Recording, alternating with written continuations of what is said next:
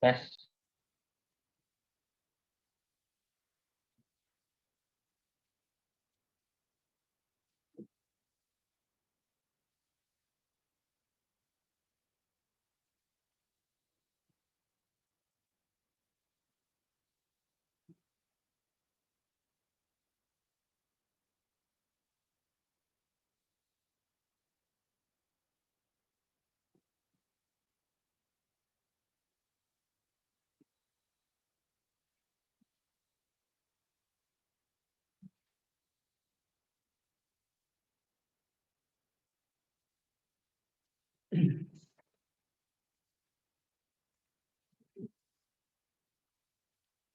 Bismillahirrahmanirrahim. Assalamualaikum warahmatullahi wabarakatuh.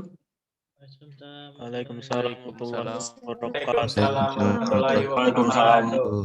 warahmatullahi wabarakatuh.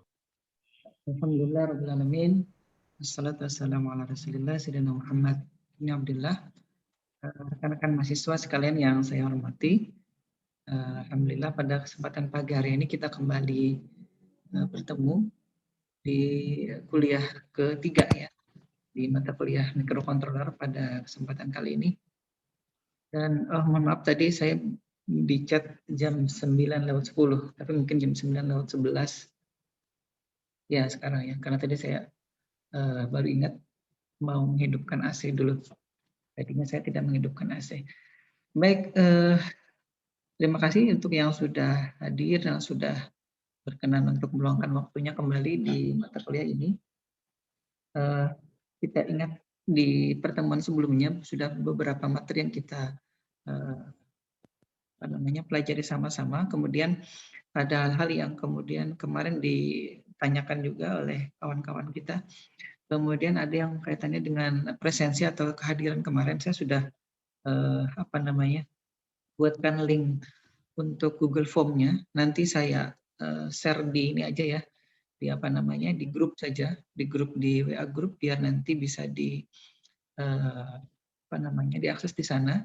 Nanti silakan yang kebetulan hadir hari ini dan atau juga yang sebelum-sebelumnya itu bisa diisi di sana presentasinya. Jadi kalau yang hadir hari ini tanggalnya di set tanggal hari ini, kemudian kalau yang pekan kemarin di pertemuan kedua silakan di set di tanggal pertemuan kedua, kemudian kalau yang pertama juga hadir silakan di set di tanggal pertemuan pertama. Nanti saya akan melihat rekapnya dari sana ya. Biasanya prodi juga akan meminta ke dosen-dosen untuk laporan rekapitulasi presensi atau kehadiran kawan-kawan mahasiswa itu di pertengahan semester biasanya untuk menentukan bahwa yang bersangkutan itu boleh ikut ujian tengah semester apa tidak. Nah, dia minta share linknya sebentar ya. Di share sekarang apa nanti?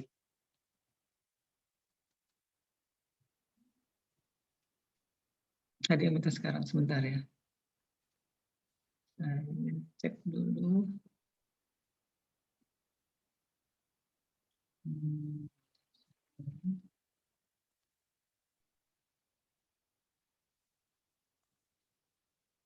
Ada yang biar sekalian mungkin ya, tidak menunggu nanti. Ntar saya tunggu, saya kemarin catat di email. Mohon bersabar ya.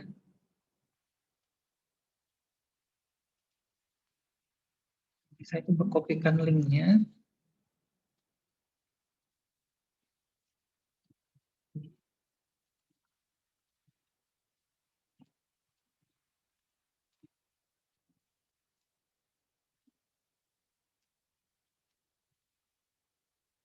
Yang muncul itu sebentar.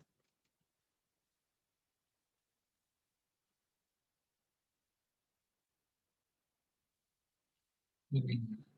Mohon maaf ya sebelum kita mulai materi ya, karena ada yang minta ini langsung di di share linknya. Ini coba saya share. Coba saya akses klik dulu. Masuk ke form. Sebentar ya.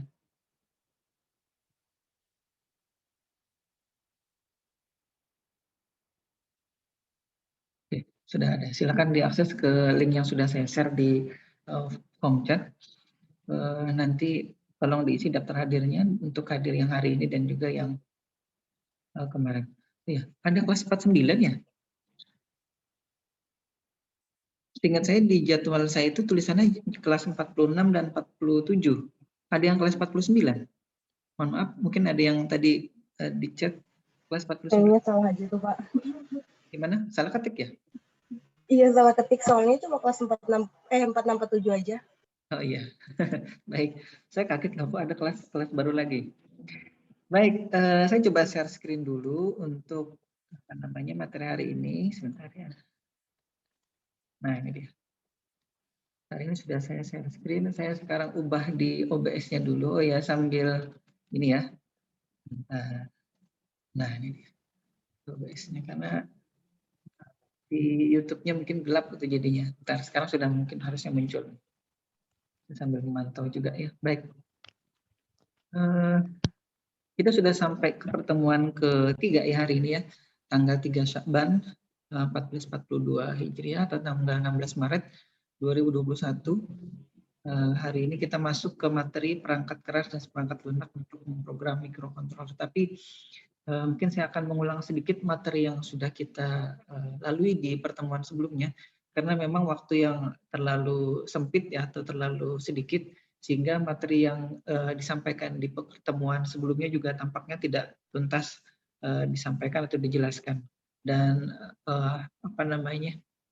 pertanyaan-pertanyaan yang muncul pun tidak bisa saya jawab semuanya karena memang waktunya yang sangat-sangat singkat ya. Baik, kita lihat di materi kita sebelumnya itu kita sudah membahas apa ya, karena satu pekan itu tampaknya bisa jadi ada yang belum sempat karena kesibukan di mata kuliah yang lain gitu ya, mengakses kembali materi yang sudah saya unggah ke LMS. Mudah-mudahan sudah ada yang satu atau dua yang mengakses ke e-learning-nya sehingga bisa dipastikan bahwa materinya memang sudah saya unggah dan sudah bisa diakses oleh kawan-kawan sekarang. Untuk yang materi hari ini itu belum saya coba unggah karena tadi saya harus menyiapkan dan nyeting OBS-nya kembali.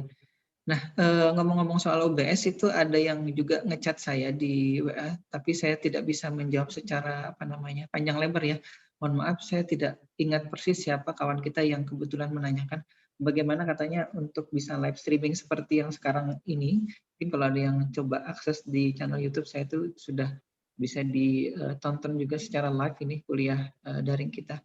Nah, ada yang menanyakan itu, saya katakan saya menggunakan aplikasi OBS Studio ya. Saya lupa versi-versi berapa itu, tapi yang terakhir yang ada di websitenya itu yang saya unduh.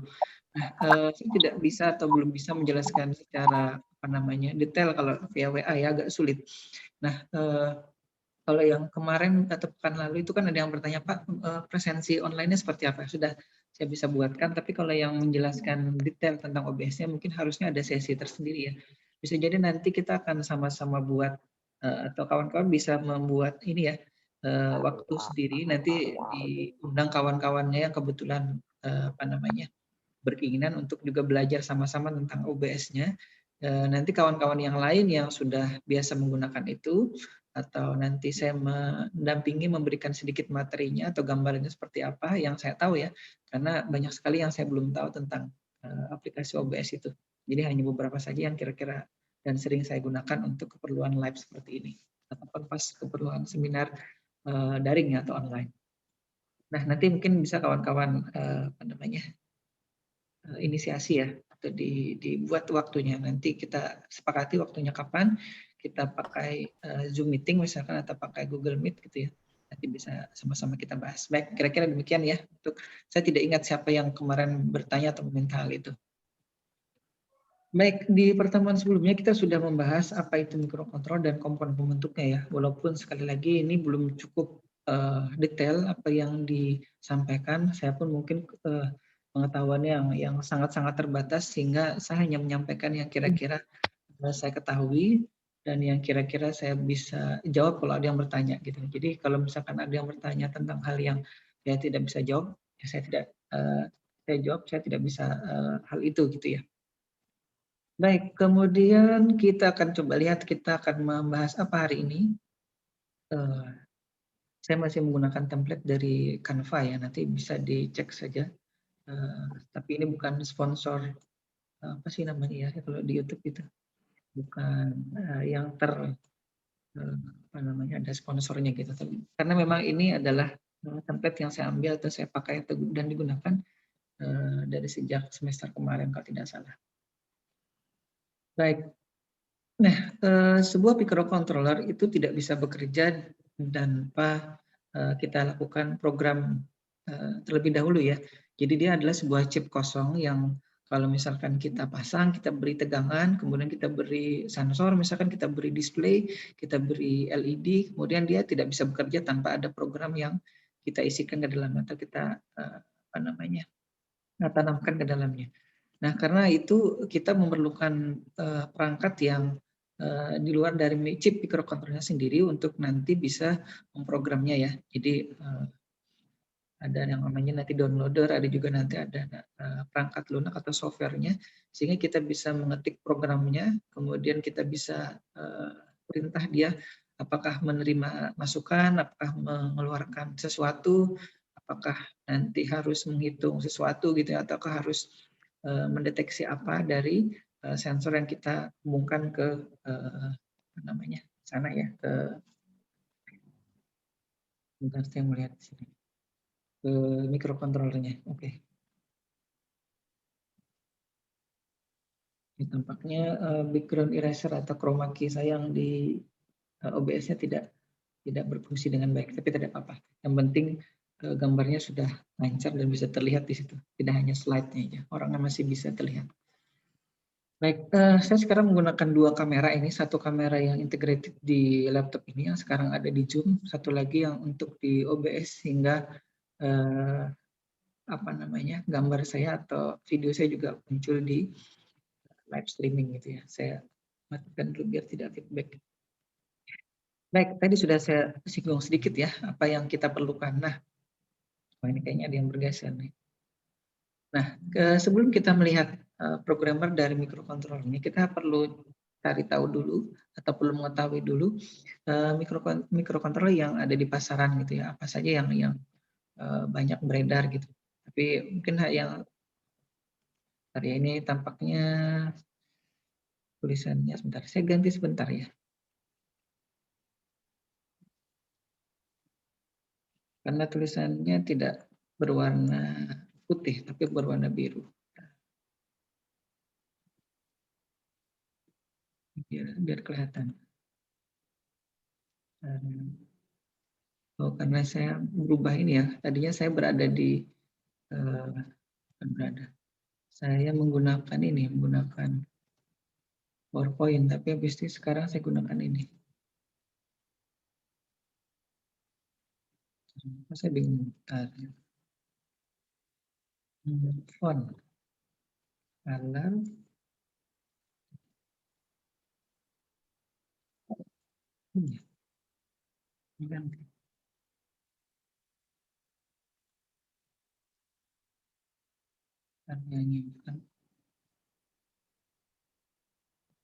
oh iya, beda nih antara sini ya.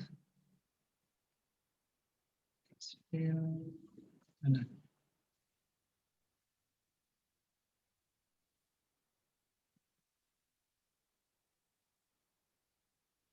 Coba sekarang saya buka yang di ini dulu ya.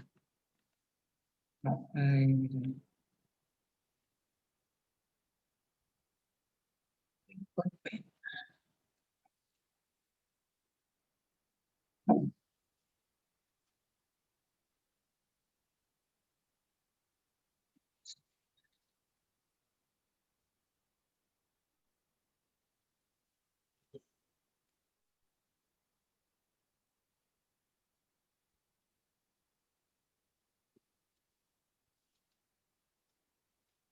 Saya share screen lagi. Aduh, PowerPoint ini kelihatan nggak ya? Baik, ya mohon maaf ini mungkin nggak, tulisannya tidak berwarna putih. Ada perubahan yang terjadi pada saat saya menggunakan WebS Office. Kita lihat.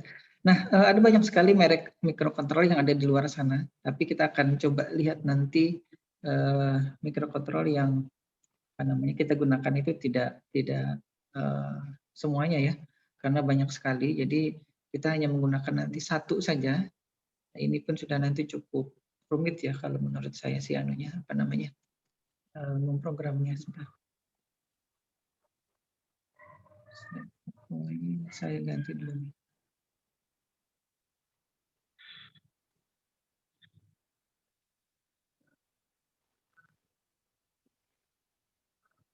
Oke. Saya kembali lagi. Baik. Nah, kita lanjutkan ya. Mohon maaf ini ada kesalahan tadi di fontnya, warnanya. Nah, yang umum dan banyak di pasaran itu ya, dari sekian banyak tadi, dari 30-an merek microcontroller, maka yang dulu sejak saya kenal ini tahun 99 itu kurang lebih, itu adalah ada Intel, kemudian ada Motorola, kemudian ada Microchip, yang punya dua merek perusahaan ini ya, yang satu PIC namanya, kemudian yang kedua lagi Atmel. Nah, Atmel ini yang saya pelajari dulu, sedangkan Motorola dulu saya hanya sempat belajar sedikit, tapi karena memang perangkat dan harganya cukup mahal, jadi saya tidak bisa membeli apa namanya microcontroller yang mereknya Motorola ini, sehingga dicarilah dulu microcontroller yang kira-kira murah. Dan sempat dulu oleh kakak angkatan itu diberitahu bahwa ini ada microcontroller yang murah, kemudian dia sebenarnya tergolong di dalam kategori keluarganya Intel gitu ya. Nah, kemudian itu bisa diprogram dan programmernya sudah ada. Jadi waktu itu memang programmernya itu masih cukup langka ya, tapi ada gitu. Kayak dulu kalau tidak salah belinya sekitar 400-an ribu dulu programmernya. Sedangkan tipnya sendiri harganya 40.000 dulu tahun 99-an itu ya. Sekarang sudah lumayan murah. Nah, fokus kita sekarang adalah ke microcontroller yang dari Atmel ini, yang tahun 2016. Atmel ini dibeli oleh Microchip Technology. Jadi dulu dia punya perusahaan Atmel, merek microcontroller juga Atmel, tapi sekarang dia dibeli oleh Microchip, sehingga tapi merek Atmelnya itu masih tetap dipertahankan, karena orang di luar sana itu apa namanya sudah cukup fanatik ya dengan merek ini. Walaupun sekali lagi ini bukan promosi untuk merek atau perusahaan ini, tapi karena memang kita menggunakan apa namanya merek microcontroller ini ya. Baik, sambil mengantuk kita lanjutkan materinya. Baik, mungkin ada yang baru bangun gitu ya, ada yang masih menguap lah bahasa Banjar gitu ya. Baik, kita lihat dulu untuk keluarga dari microcontroller ini, ada yang kita bisa ketahui dia dari kapasitas memorinya ya. Jadi ada microcontroller yang 8 bit, misalkan kemudian kapasitas memorinya 1 kilo, kemudian 2 kilo, 3 kilo, kilobyte ya maksudnya ya. Nah, jadi jangan dibayangkan dengan misalkan apa namanya microcontroller atau SoC ya yang ada di apa namanya di dalam handphone kawan-kawan sekalian. Mungkin ada yang memorinya sudah berapa ya 32 giga misalkan ya, ROM-nya sekian giga lagi. Ada yang RAM-nya misalkan berapa ya? Yang umum itu kan misalkan 2 giga RAM, kemudian ROM-nya 16 giga misalkan. Ada yang 4 giga RAM-nya, kemudian ROM-nya 64 giga misalkan. Nah, itu jangan dibayangkan sampai ke giga ya kapasitas memorinya. Karena kapasitas memori yang ada microcontroller yang sekarang itu rata-rata mungkin masih satuan kilobyte gitu. Jadi tidak ada yang sampai giga. Atau yang saya tahu belum ada yang sampai giga gitu. Jadi kalau nanti ditelusuri ya di Google atau di perusahaan-perusahaan apa namanya microcontroller yang lain, bisa jadi sudah ada yang kapasitas memorinya sampai gigabyte gitu ya. Nah, tapi rata-rata yang saya tahu hanya atau masih dalam kilobyte kapasitasnya. Kemudian ada metode penyimpanannya, ada yang masih menggunakan mungkin EPROM biasa gitu ya. Kemudian ada yang menggunakan flash memory. Nah, sekarang itu sudah kebanyakan menggunakan itu. Jadi kita bisa baca hapus itu dengan cukup mudah, dan dia bisa dihubungkan ke laptop atau ke PC atau bahkan ke ini ya, ke smartphone itu menggunakan apa namanya berbagai koneksi. Ada yang menggunakan USB, ada yang menggunakan apa namanya kabel serial yang lain, atau juga menggunakan Bluetooth misalkan, atau menggunakan Wi-Fi.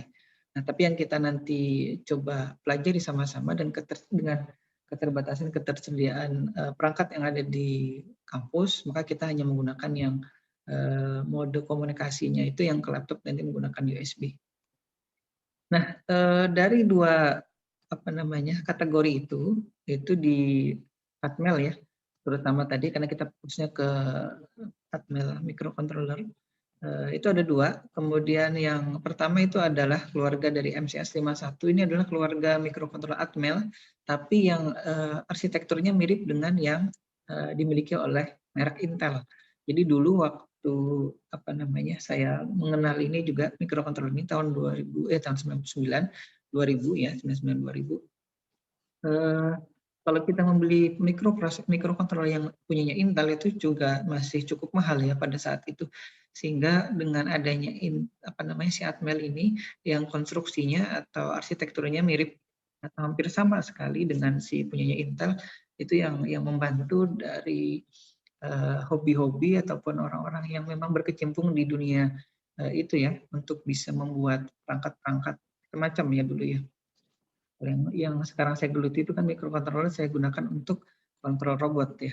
Nah, nanti mungkin kawan-kawan yang lain itu di STIMIK Banjarbaru terutama yang saya ingat ya, banyak yang juga menggunakan microcontroller ini untuk misalkan mengontrol penerangan rumah, ada yang mengontrol untuk keamanan sepeda motor, misalkan keamanan mobil, ada yang bimbingan saya kebetulan juga membuat pengingat beban muatan di mobil pickup gitu ya, di mobil bak terbuka. Jadi kalau misalkan nanti bebannya kelebihan, nanti dia akan ada pesan ke supir ataupun ke yang punya mobil gitu ya, bahwa sekarang beban yang diangkut oleh mobilnya itu sudah melebihi kah, atau masih di bawah kapasitasnya, atau masih di dalam kategori sedang gitu ininya beratnya ya. Jadi sudah banyak aplikasi-aplikasi microcontroller yang digunakan di STIMIK Banjarbaru ya. Banyak sekali yang skripsi atau tugas akhirnya menggunakan ini.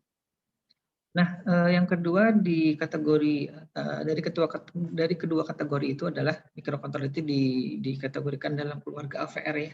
Dan ini juga nanti akan kita gunakan karena untuk MCS 51 sendiri itu saya gunakan mungkin sekitar tahun 2005, 2004 ya, kurang lebih 2005 ya itu ya. Sampai tahun berapa itu saya agak lupa. Kemudian masuk kami ke AVR itu tahun 2008 mungkin atau 2009 2010 yang 8535, kemudian masuk lagi ke ATmega itu dari tahun 2000 berapa ya, 2012 kalau tidak salah. Nah, dari sejak itu sampai ke sekarang itu yang kita gunakan adalah kategori AVR yang ATmega, nanti kita lihat di sini ya.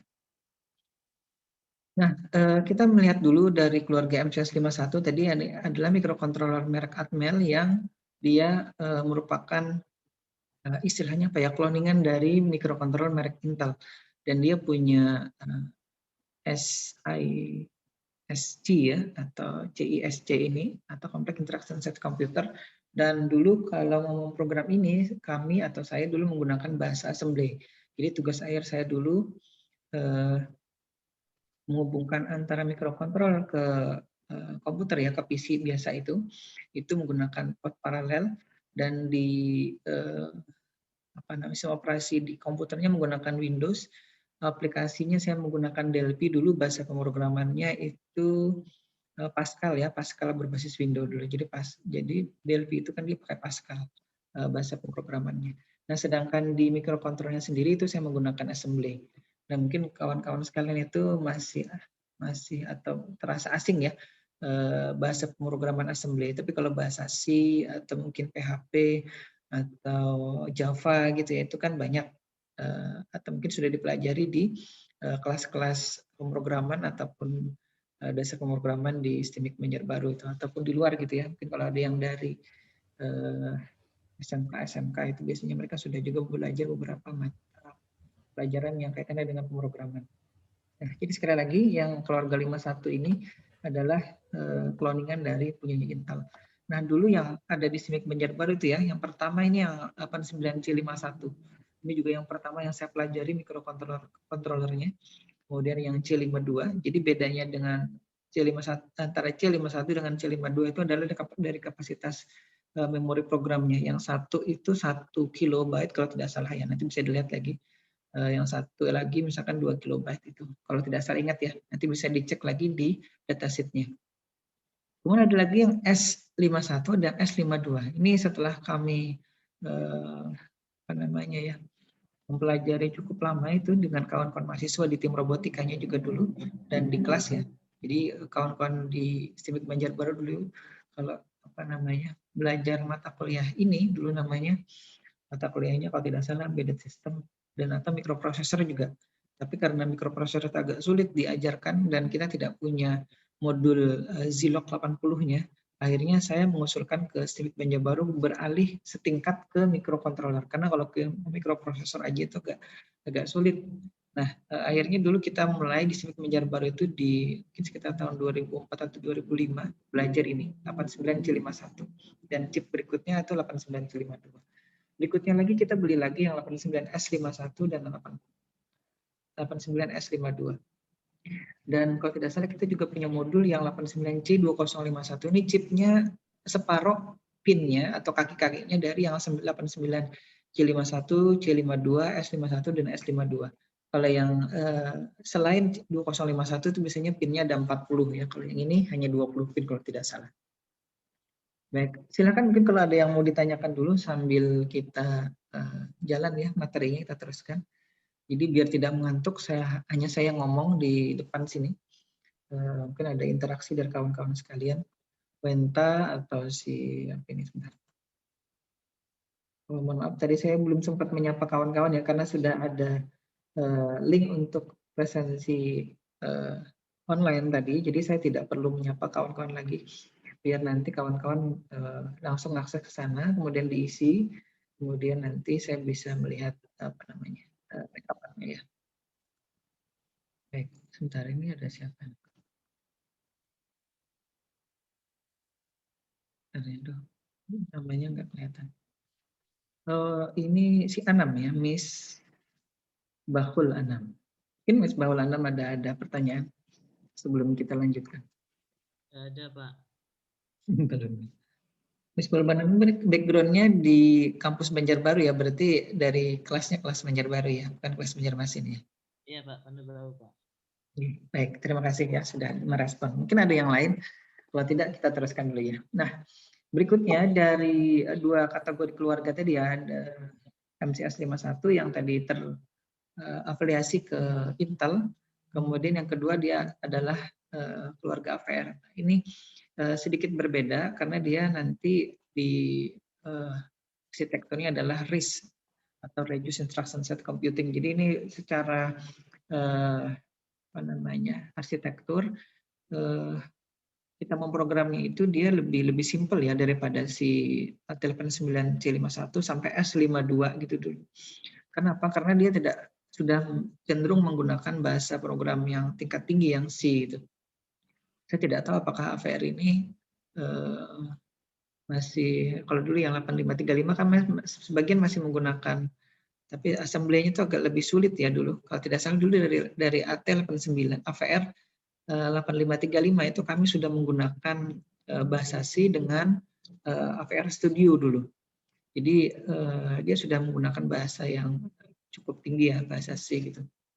Nah, nanti bedanya dengan si 89C51, 52 itu dari tadi yang satu pakai SCISC, yang ini pakai RISC, RISC Reduced Instruction Set Computing. Jadi dia lebih simpel daripada si yang sebelumnya ya. Dan ini juga akan kita gunakan nanti.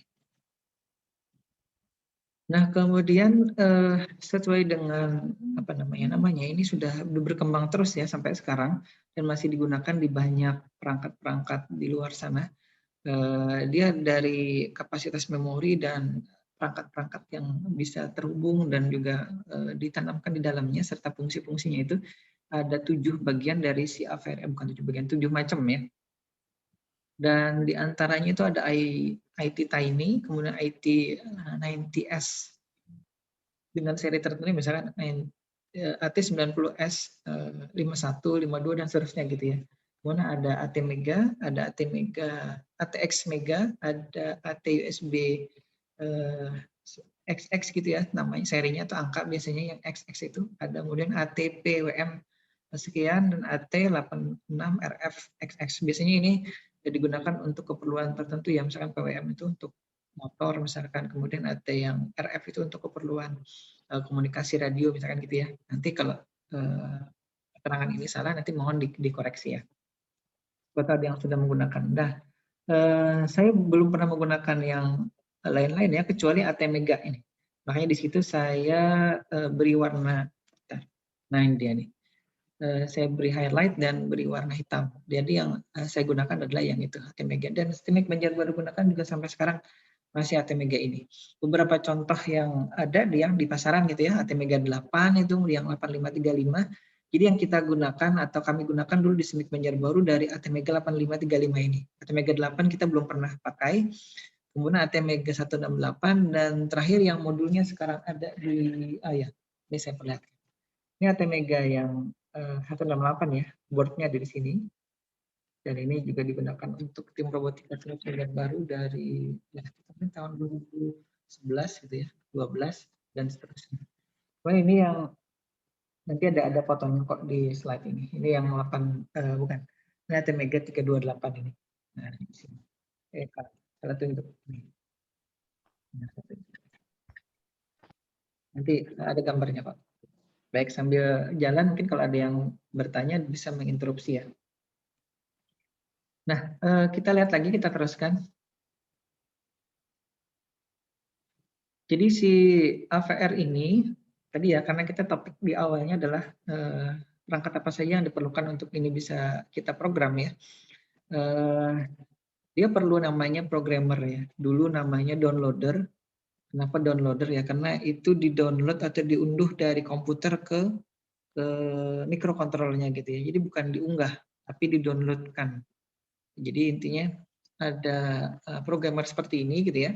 Kemudian programnya kita ketik di laptop atau di komputer, kemudian kita compile jadi file apa namanya hexa misalnya atau file eksekusinya, kemudian baru kita unduhkan ke sini.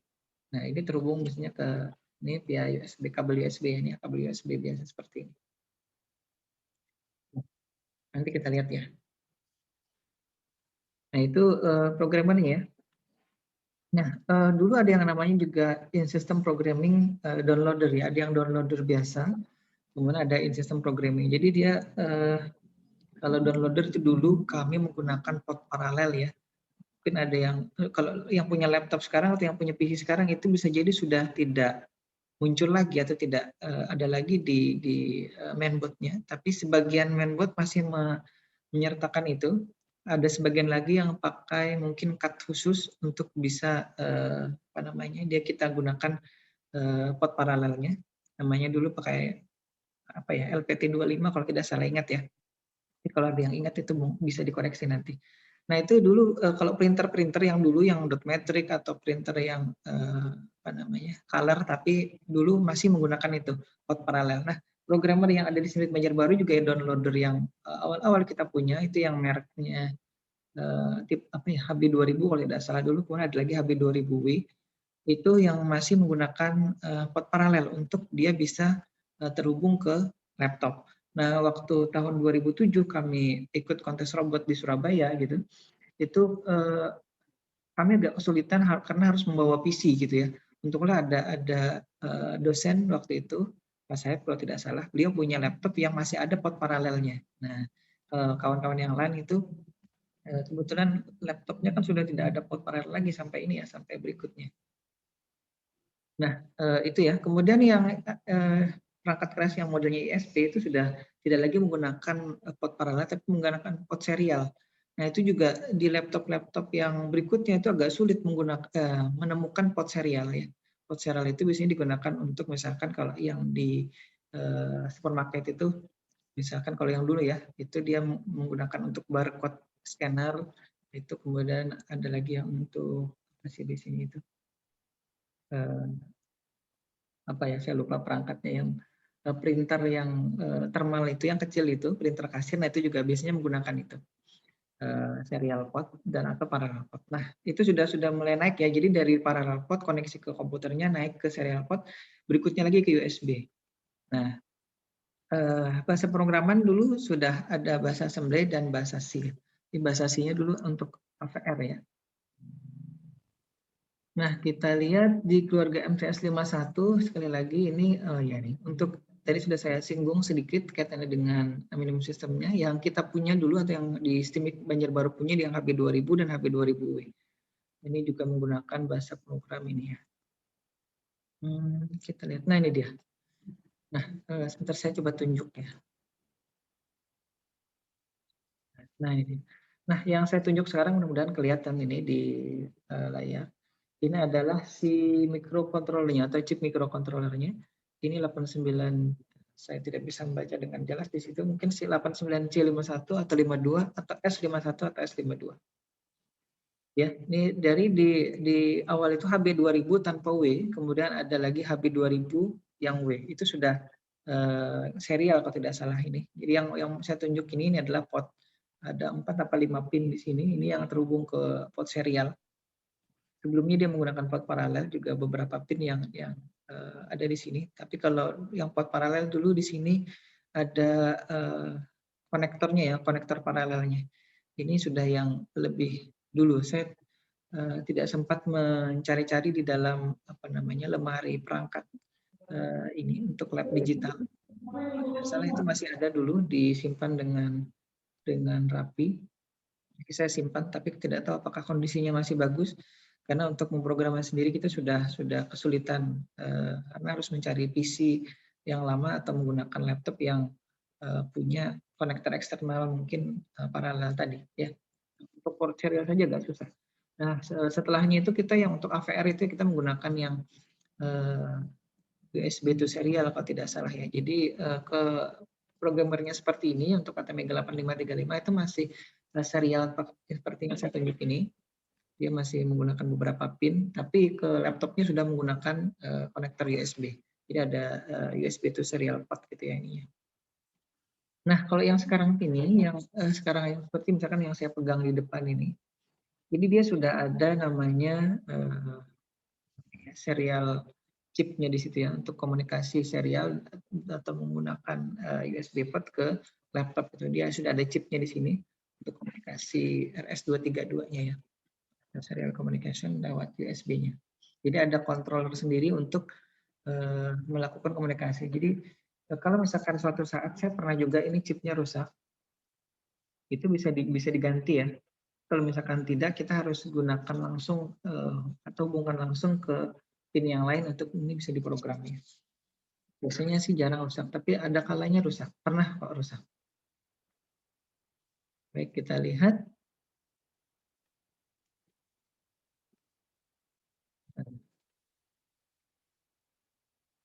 Ada pertanyaan dulu sampai sini?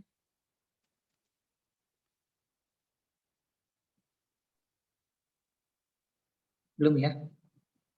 Belum, Pak. Ya, ada? Belum. Baik. Kita lihat ya. Yang berikutnya tadi, saya mohon maaf, yang 8535 itu programannya saya belum sempat cari. Itu di tadi lemari labnya digital itu sebenarnya ada kalau tidak salah ingat. Masih rapi disimpan di situ. Sudah saya rapikan penyimpanannya. Tapi saya kemarin itu pas pulang belum sempat membongkar kotak-kotak atau kardus-kardus yang ada di situ.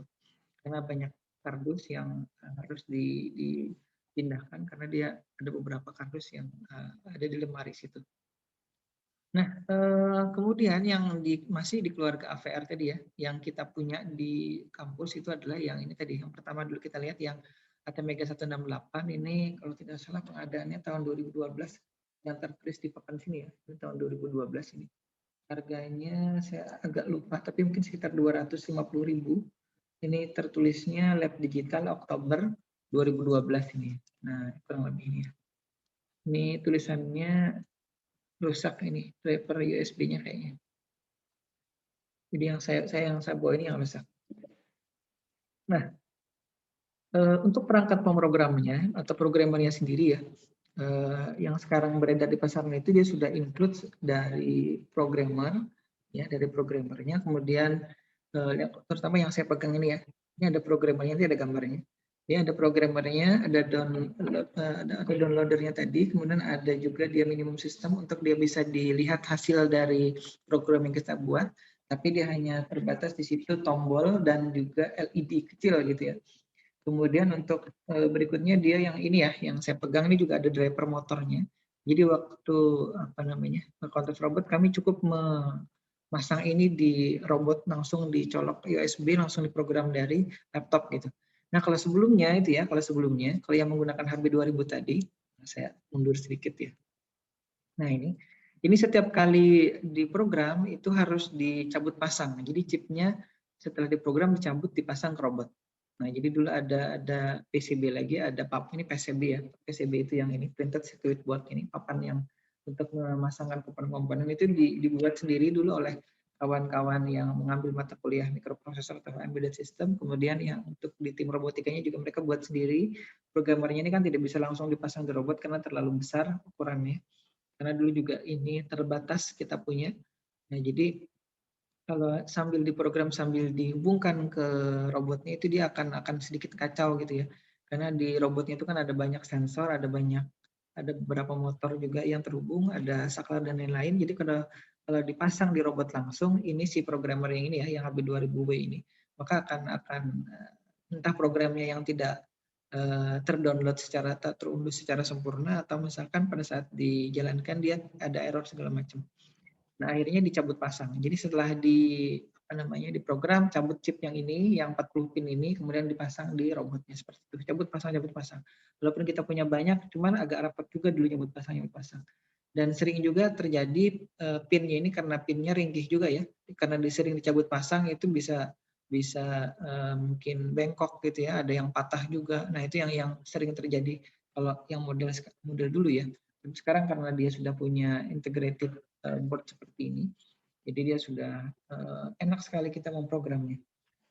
Ukurannya juga sudah banyak yang kecil gitu ya, tidak terlalu besar. Mana tadi?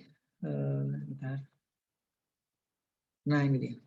Ini gambarnya dari yang tadi saya perlihatkan.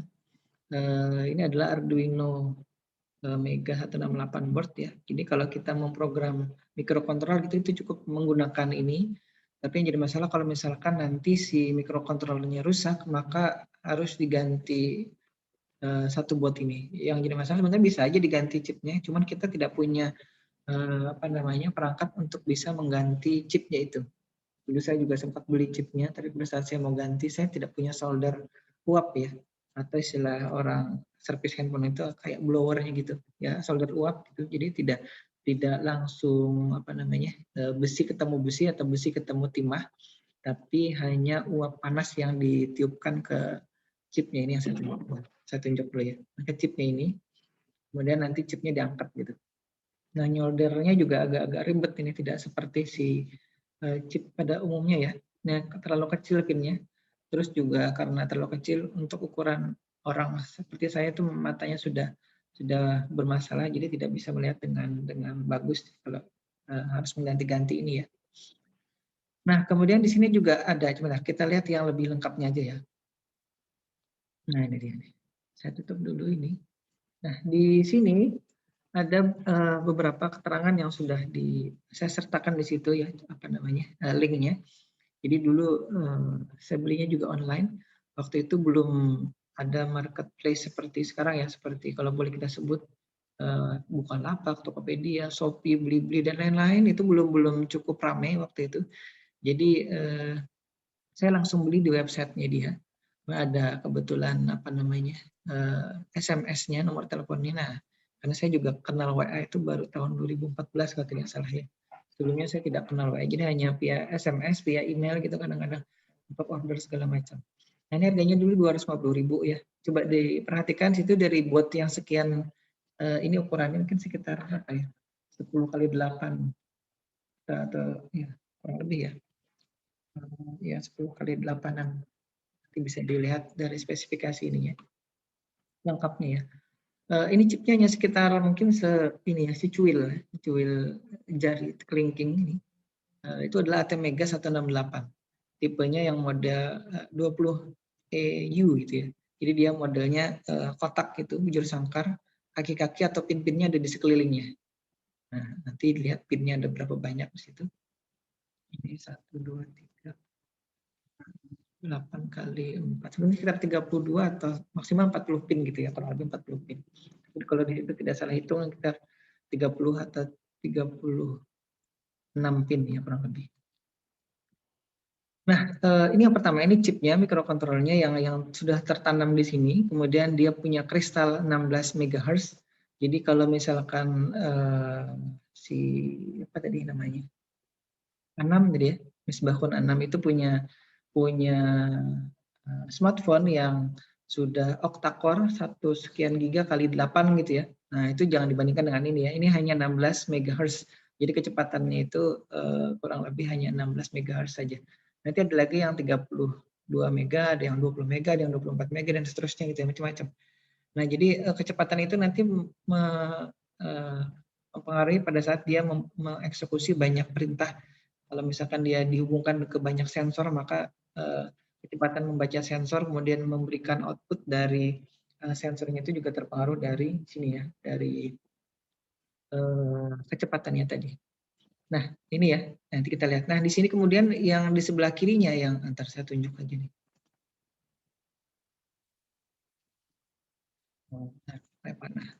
Nah, ini yang saya tunjuk ya. Ini ada LED indikator di sini, ada 2 ya LED indikator. Ada LED indikator untuk nanti dia terhubung ke pin 13 kalau tidak salah ya. Nanti dia punya LED kecil untuk pin 13. Ada juga LED untuk power di sini. Jadi kalau misalkan kita hubungkan ke USB port ya di laptop, kemudian kita hidupkan gitu, kemudian nanti dia akan menyala di sini LED powernya. Sedangkan ini nanti tergantung kita memprogramnya, apakah dia dinyalakan, apakah dihidupkan. Nih, jadi LED yang kita bisa program hanya 1 di sini, atau LED yang kita program baru hanya 1. Kemudian LED berikutnya yang kita tidak bisa program, tapi dia bisa menunjukkan sesuatu adalah ini, ada 2, TXRX nih tulisannya ya. Tapi nanti kalau misalkan mau lebih detailnya itu bisa di download atau diunduh materinya ini, kemudian bisa di zoom nanti materinya ya. Apa namanya, gambarnya maksudnya, untuk bisa melihat lebih detail. Ini ada TXRX, jadi TXRX ini menyala pada saat kita memprogram si board ini, si microcontroller ini dari laptop gitu ya. Oh iya, tadi saya lupa mungkin. Board ini mana tadi ya? Kalau di pasaran namanya Arduino ya. Jadi Arduino itu macam-macam, ada Arduino. Tadi sudah saya sebutkan belum ya?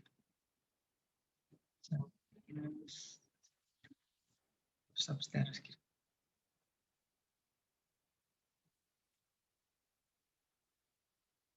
Nah, saya mau back dulu.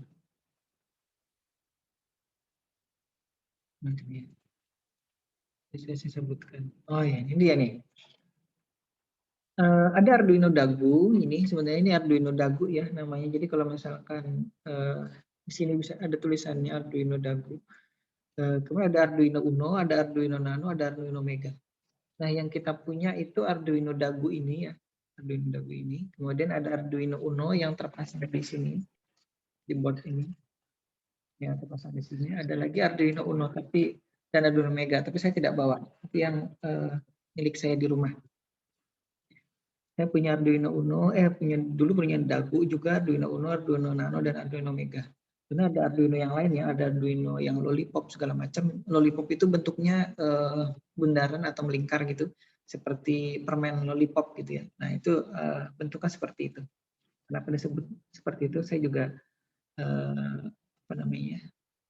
tidak tahu persis ya. Tapi memang dia bentuknya seperti permen lollipop, itu bulat bundar gitu atau oval. Bukan oval ya. Ya seperti lingkaran gitu. Jadi chipnya ditanam di tengahnya, kemudian di sekelilingnya ada perangkat pot-pot seperti ini ya. Nah ini tadi chip yang kita maksud. Ini tadi kalau yang tanpa keterangan ya. Ini chipnya, kemudian tadi LED-nya ada di sini. Kita lihat yang ada keterangan aja biar bisa lebih nyaman dipahami ya. Nah, kemudian si board ini punya selain tadi LED ya, dia punya tadi USB port di sini. Ini Type B kalau tidak salah ya. Modelnya female ya. Type B female. Nah ini dia. Ini yang biasanya kita juga temukan port USB ini di printer biasanya. Ya, jadi kalau misalkan rekan-rekan sekalian punya printer, maka USB port seperti ini kita bisa temukan. Biasanya kabelnya kan yang kita pakai adalah yang terhubung ke ininya, ke apa namanya microcontrollernya. Kemudian ini yang terhubung ke laptopnya yang model Type A ya, kalau tidak salah ini mungkin versi 2 atau 3, versi 2 mungkin ya adanya USB. Kemudian dia juga punya port DC input ya. Jadi ini kalau misalkan kita sudah pasang di robot, biasanya saya menghubungkan powernya melalui DC input. DC input ada di sini di pojok, kalau di gambar ini pojok kiri bawah ya kurang lebih ya. Di bawah. Kemudian di pojok kiri atas itu ada lagi untuk kalau misalkan tegangannya dia menggunakan apa namanya, tidak menggunakan konektor ini tapi menggunakan kabel yang bisa dijepit menggunakan obeng di situ ya. Ada obeng, kemudian ada jepitannya. Jadi kalau untuk mengencangkannya itu kita gunakan obeng minus kalau tidak salah ya. Nah itu untuk powernya ya. Karena si microcontroller ini tidak bisa berfungsi, tidak bisa jalan, tidak bisa difungsikan sebagai kontrol ataupun apapun tanpa dia memperoleh input tegangannya atau daya dari baterai atau dari aki, atau kalau kita program dia dapat dayanya dari laptop atau dari PC. Nah berikutnya sebentar saya geser dulu ini biar saya melihat. Kita punya I/O port di sini ya. I/O portnya cukup banyak di sini, tapi nanti lebih detail mungkin di pertemuan berikutnya saja.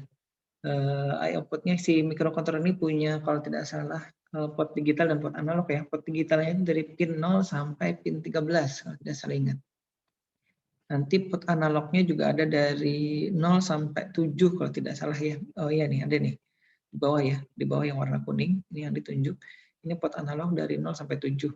Yang pin untuk digitalnya itu dari 0 sampai 13, jadi ada 14 pin ya. Ingat kalau digital itu dimulainya dari 0 sampai sekian gitu ya. 0 sampai 1 berarti itu dia biner karena 2 ini. 0 sampai 14 itu berarti 2 lebih dari ini ya. Ada 8 tambah 5. Ya, 8 tambah 6.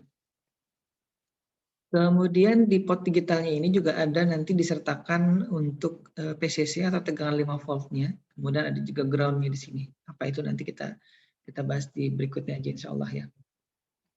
Nah kemudian di board ini, di port Arduino yang kita punya ini, dia juga punya motor driver di sini. Jadi kalau nanti kita mata kuliah pemrograman robotika, maka ini kita nanti program untuk dia menjalankan motor ya. Dan kita tidak perlu driver motor eksternal karena sudah ada include di sini anunya, apa namanya, chipnya. Jadi langsung kita bisa pakai di program menjalankan motor kanan apakah searah jarum jam, apakah berlawanan jarum jam, motor kiri apakah berlawanan jarum jam, searah jarum jam gitu. Kurang lebih gitu programnya ya. Dan di sini juga ada ESP downloader. Nah ini pot. Jadi kalau di Aptmega yang sekarang dia masih menyantumkan atau menyertakan ini pot. Sudah ada 6 pin di sini ya. Yang saya katakan tadi dia menggunakan pot serial itu ESP download potnya ini. Ini juga masih disertakan. Jadi kalau misalkan kita apa namanya mengalami kerusakan dari USB controllernya di sini, maka kita bisa gunakan ini. Tapi syaratnya kita harus punya USB to serial port atau USB to ESP port gitu ya. Ada nanti orang jual di cari aja di Google gitu ya, USB to ESP port gitu. Itu nanti ada. Kemudian kita tinggal tanggapkan di situ, kemudian yang ke USB-nya kita pasang ke laptop gitu ya, untuk dia bisa diprogram atau bisa diunduhkan dari laptop ke sini ya.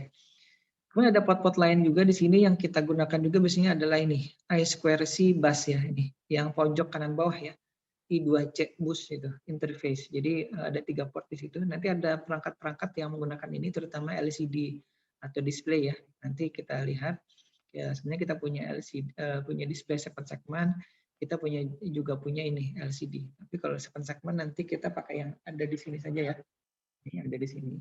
Yang ada di board Arduino Uno dan Master Micro Arduino ini, dan yang apa namanya LCD-nya nanti kita gunakan juga yang ada di sini. Di sini sudah lengkap. Nanti kita lihat ini di slide berikutnya. Jadi kurang lebih itu ya yang ada di sini. Kemudian ada lagi, ntar mungkin tertinggal ini saya. Ada analog keyboard, ada tombol 2 di sini ya.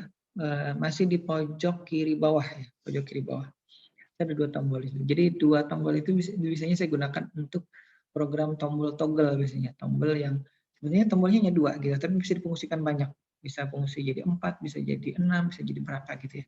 Tergantung nanti kita mau programnya jadi berapa. Jadi satu tombol bisa jadi 2, bisa jadi 3, bisa jadi 4 dan seterusnya. Kalau misalkan 2 tombol dikali 3 fungsi jadi 6 gitu ya. Mungkin ada yang pernah lihat kalau di TV gitu ya. Satu saat dia berfungsi sebagai volume, satu saat dia berfungsi sebagai channel up down gitu. Atau misalkan kalau di kamera gitu ya, kamera digital itu kan ada tombol yang mungkin bisa berfungsi macam-macam. Satu saat dia berfungsi sebagai tombol delete misalkan atau tombol exposure, ada satu saat dia berfungsi sebagai tombol next atau tombol previous untuk melihat hasil fotonya ya. Ada yang punya kamera digital? Halo? Ada, Pak. Belum ya, mungkin ada tapi tidak menjawab ya. Valentino mana Valentino?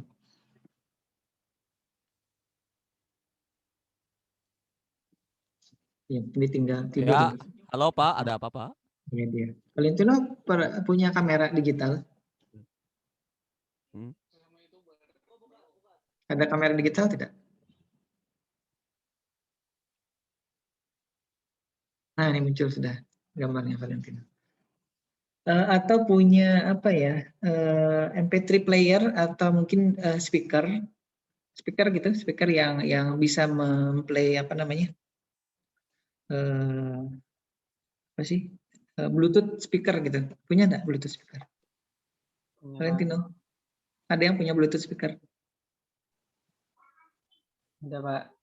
Nah itu kan biasanya kan kalau Bluetooth speaker yang dijual di pasaran itu sebagian ada yang misalkan kalau kita pencet sekali gitu ya, pencet kemudian dia jadinya adalah next atau previous gitu kan. Tapi kalau kita pencet lama dia jadinya volume ya, volume up atau volume down gitu. Nah itu yang saya maksud tadi, kalau di sini juga nanti kita bisa fungsikan seperti itu.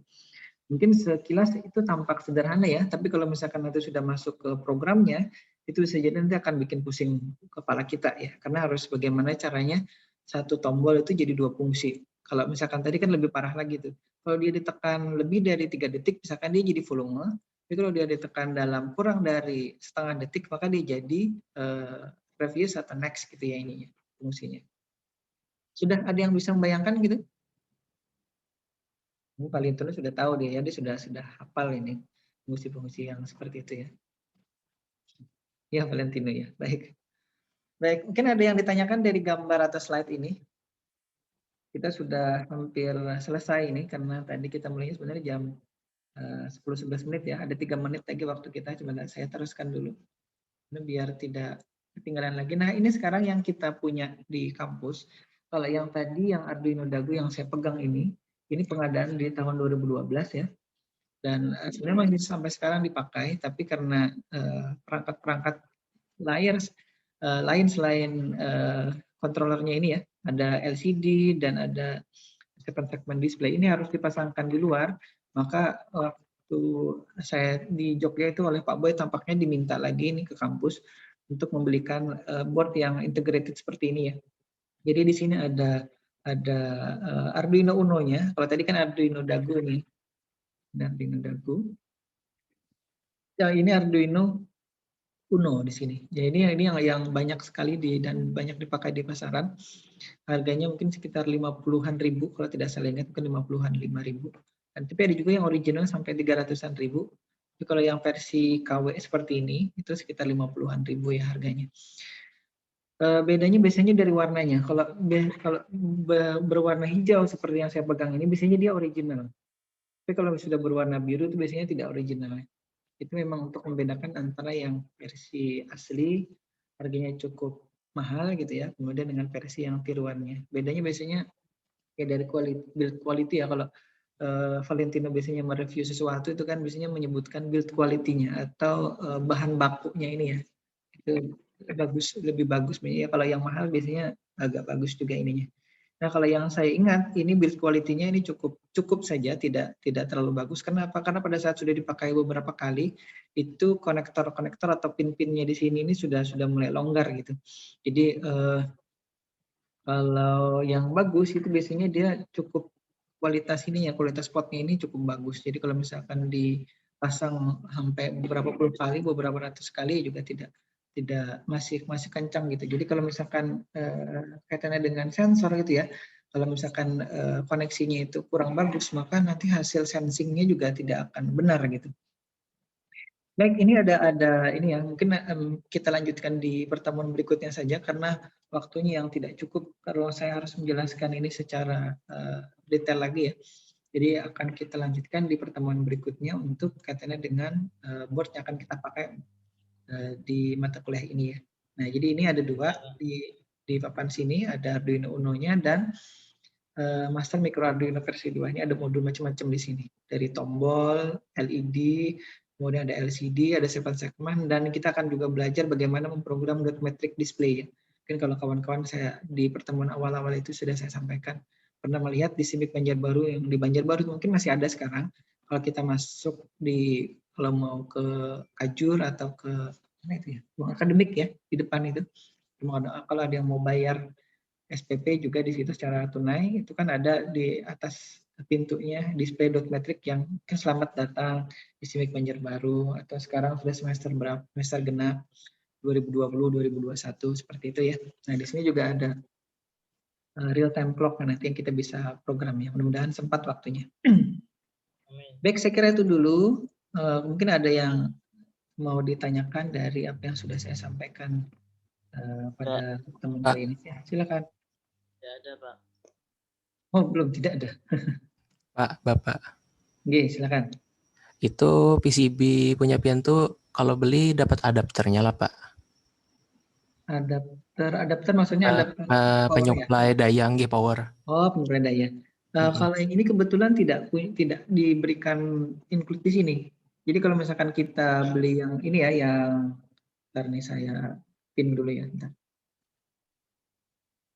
Nah, ini biar kelihatan lebih besar. Yang ini, maaf nih, karena dia background hijau, jadi dia terhapus oleh background erasernya ya. Nah, kalau ini belum ada adapter, ini juga sama ini. Jadi kalau kita beli ini, dapatnya hanya modul ini, kabel-kabel jumper dan kabel USB-nya. Nah, kalau misalkan dia dihubungkan kabel USB itu masih jalan. Kalau misalkan dia harus dihubungkan secara mandiri, maka kita harus berikan power supply eksternal. Saya tidak ingat atau tidak tahu persis sekarang berapa harga adapter atau power supply eksternalnya itu. Jadi Anam ya bertanya ya? Lain, Pak. Ulun, Pak. Nah, siapa? Saya tidak melihat ini. Novel. Oh, baik. Ya, gambarnya stiker nih Novel. Tinggi, Pak. Baik, Itu tidak apa-apa. berapa pol, Pak? 12 nggak, Pak? Kalau di sini ya tulisannya sih sekitar 5 sampai tidak sampai 12 misalnya, tidak 5 sampai 9 volt. Tapi tergantung ininya, tergantung si keperluannya, Pak. Keperluannya di sini. Jadi kalau ada biasanya kita harus melihat speknya. Kalau misalkan dia maksimal 9 volt, jangan dipasang adaptor 12 volt ya, nanti dia akan meletup kapasitornya. Betul, betul. Jadi harus dilihat betul-betul ininya kapasitas maksimalnya berapa. Novel Jadi dari itu on? Ya. Novel dari SMK itu, ya? Enggak, Pak. Ya, silakan Novel. Itu berarti Pian dapat suplai listriknya dari mana, Pak? Kalau pakai adapter, langsung pakai USB kah, Pak? Kalau di robot, ya, kalau di robot saya menggunakan biasanya baterai namanya lithium polymer, baterai lipo yang kalau kawan-kawan sekalian mungkin yang pakai PEPS gitu ya. Saya bilang rokok obat nyamuk itu ada baterainya karena baterai itu yang digunakan untuk menyuplai ini. Tapi kalau dulu kami menggunakan aki kering yang dipasang di sepeda motor ataupun yang aki kering yang dipakai di apa sih namanya sepeda motor ya. Itu. Bukan sepeda motor dan UPS, mohon maaf. Nah itu yang kami pakai dulu. SMK mana Novel?